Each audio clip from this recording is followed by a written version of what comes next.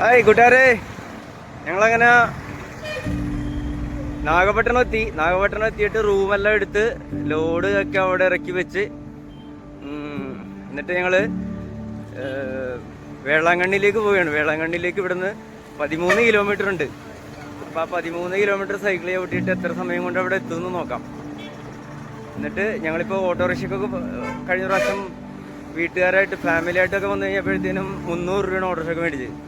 ചിലവർ 400-500 എല്ലാം ചോദിക്കും. അപ്പോൾ സൈക്കിളിൽ പോണ ഒരു എക്സ്പീരിയൻസ് എത്ര സമയം എടുക്കുമെന്ന് വെറുതെ ഒന്ന് നോക്കാം.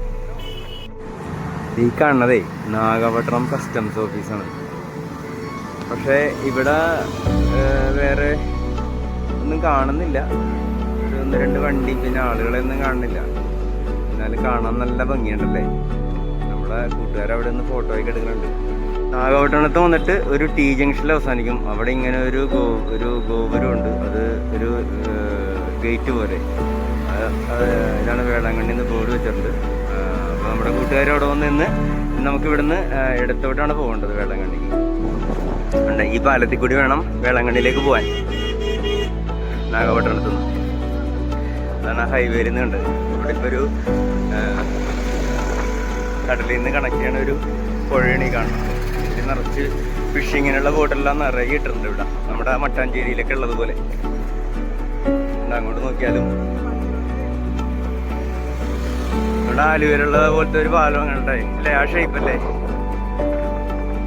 ഇതൊരു സ്കൂളാണ് കാണാം. ഞങ്ങളെ കണ്ടപ്പോൾ തന്നെ പിള്ളേരെല്ലാം കൂടി ആർത്ത് വിളിക്കുന്നുണ്ട്. ജനലിൽ കൂടി നോക്കിക്കേ, അല്ലേ, എല്ലാവരും കൂടി കിടന്ന് ആർത്ത് വിളിക്കുന്നുണ്ട്. പിള്ളേരെ കണ്ട. പിന്നെ അങ്ങോട്ട് നോക്കിക്കേ, ആ കാണുന്നത് മൊത്തം കടലാണേ. കണ്ട്, ഇതിനപ്പുറത്ത് കടലാണ്. കടലെന്ന് പറഞ്ഞു കഴിഞ്ഞാൽ ഇതിൻ്റെ അപ്പുറത്താണ് ശ്രീലങ്ക. ഇവിടെയൊക്കെ ഇങ്ങനെ ഗ്രാമങ്ങളും ഒക്കെ ആയിട്ട് ഇങ്ങനെ ഇരിക്കുന്നുണ്ട്. ഈ പാലം കഴിഞ്ഞ് കഴിഞ്ഞാൽ നമുക്ക് വേളാങ്കണ്ണിയുടെ അതിനകത്തോട്ട് എത്തിച്ചേരാൻ പറ്റും. നിങ്ങളെ വീഡിയോ ഒക്കെ എടുക്കുന്ന സമയത്ത് ഒരു ഓട്ടോറിക്ഷക്കാരൻ വന്ന് ഏതൊക്കെ സ്ഥലം എന്നൊക്കെ ചോദിച്ചു. അപ്പോൾ അയാൾക്കൊരു ആഗ്രഹം വീഡിയോ എടുക്കണമെന്ന്. ഒന്ന് അയാളൊന്ന് പേരെന്നെ പേര് അബ്ദുള്ള ഖമാൻ, എങ്കിൽ വേളാങ്കണ്ണി. Okay, thank you.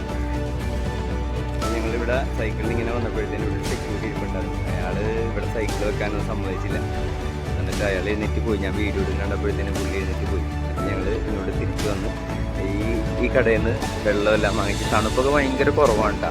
എന്നിട്ട് ഞങ്ങൾ ഇവിടെ ഒരു സെക്യൂരിറ്റി ഉണ്ട്, 2 പേര്. അവരോട് പറഞ്ഞപ്പോഴത്തേനോട്ടല്ല, അവർ പറഞ്ഞ് കുഴപ്പമൊന്നുമില്ല, ഇവിടെ വെച്ചോ, പേഴ്സ് സാധനങ്ങളൊന്നും എടുക്കരുതെന്ന് പറഞ്ഞു.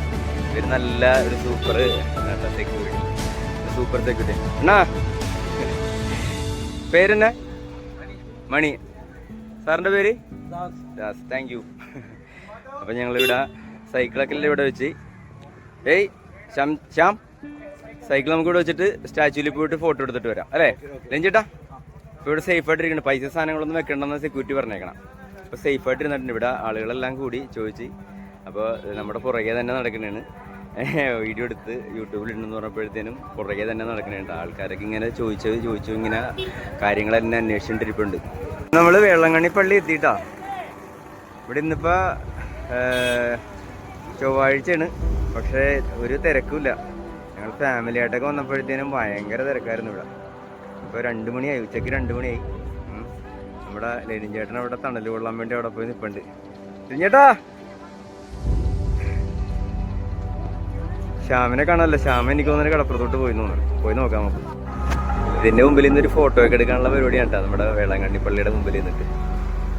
അപ്പോൾ ശ്യാമ് ട്രൈപോഡൊക്കെ എടുത്ത് സെറ്റ് ചെയ്യണേ. നമുക്ക് സെക്യൂരിറ്റിയൊക്കെ വന്നിട്ട് ഭയങ്കര കരിപ്പിലാണ് അവിടെ വന്നിട്ട്.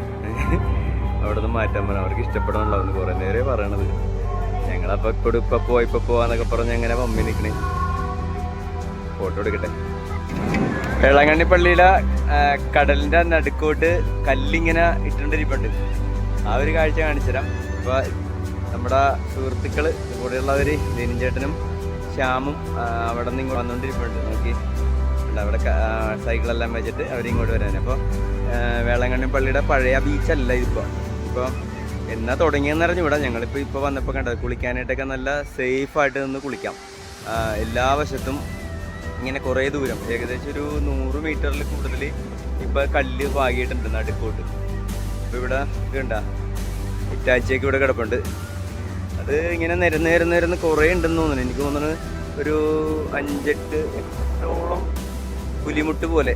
നമ്മുടെ നാട്ടിലെ ഈ ചെല്ലാനത്തൊക്കെ ഇടുന്ന പോലെയുള്ള പുലിമുട്ടല്ല, ഇത് നീളത്തിൽ കുളിക്കാനായിട്ടുള്ള സൗകര്യത്തിന്. അപ്പോൾ ഇങ്ങനെ നല്ല ആസ്വദിച്ച് സേഫായിട്ട് ഒന്ന് കുളിക്കാം. നേരത്തേക്ക് ഇവിടെ ഇറങ്ങുമ്പം വട്ട ഒഴുക്കുണ്ടാവുമായിരുന്നു, അതായത് വടക്കോട്ടും തെക്കോട്ടും ഒഴുക്ക് വരുമായിരുന്നു. ഇപ്പോൾ ആ ഒഴുക്കിനെ പഠിച്ചു നിർത്താനാണോ എന്താണെന്ന് അറിഞ്ഞുകൂടാ, നമുക്കത് അന്വേഷിക്കാം എന്തായാലും.